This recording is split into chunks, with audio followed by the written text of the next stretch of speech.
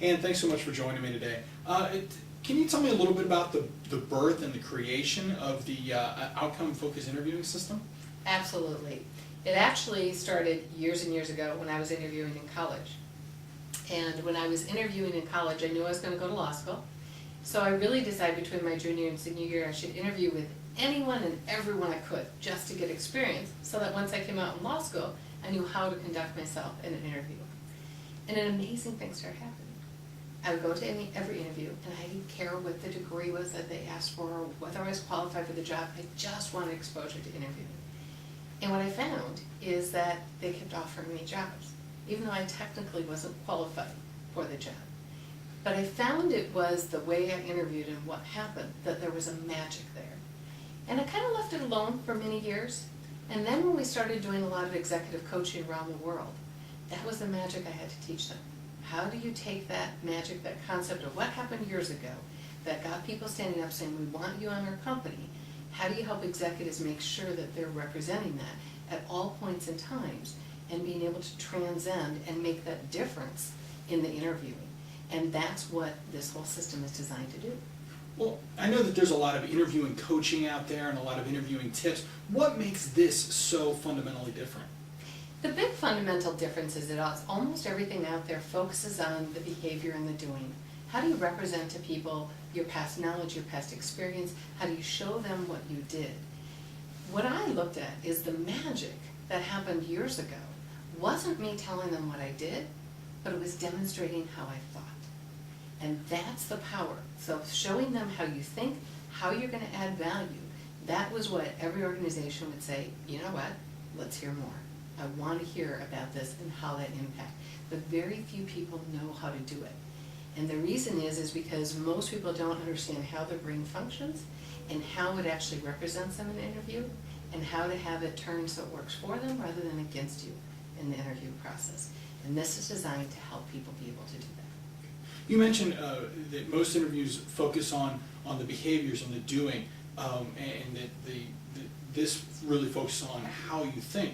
Thinking versus doing, what's the difference between the two? There's a huge, huge difference between the two. The doing is telling someone, here's the job responsibility I had, here's what I actually did. It's taking the questions that they ask and just answering them verbatim. The thinking is showing the company that even though I may never have experienced what you have in your organization, maybe I even don't have knowledge in this particular area, you can rely and be comfortable that because of how I've demonstrated my thinking skills, right here in this interview, you could sit back and say, I could put him in front of any client. I could give her any job or task, and she would have the right thinking, aptitude, and skill to be able to work through this in an organization and be a value add right away. That's what companies are going to pay for today. They want to know, not that I have a warm body in a seat, but I have a brain that's intricately thinking, working, representing someone that's going to be able to bring us to a better level because they're here every day. And that's what this is going to help you do in that interview, to be able to stand out and demonstrate.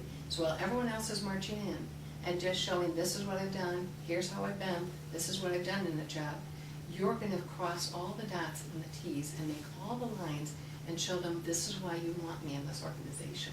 This is how I'll add that value. That's awesome, and I really believe that this new system thinking can really, really help individuals who have lost their job and are making a transition back into the workforce, because we know that so many people who have lost their job are not going to be going back into that same job. They're going to be going back into a new and different type of environment.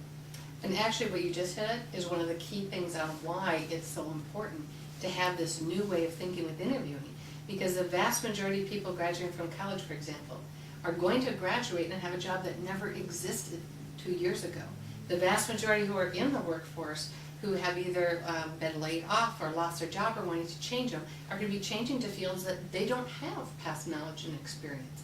And if you can't take that 20 years of history you have with yourself, or you can't take that knowledge, skills, and be able to wrap them in a way that adds value into the organization, you might as well park them at the door. And you can't afford to do that today. So the beauty of this is, for example, we've been showing here how someone coming out of nursing can walk into a sales job and demonstrate why they should be the #1 candidate for that sales job, even though they've done nothing in sales before. And it's by representing that thinking and knowing how to cross that pattern and that connection to get the person listening to you to say, wow, we need you here.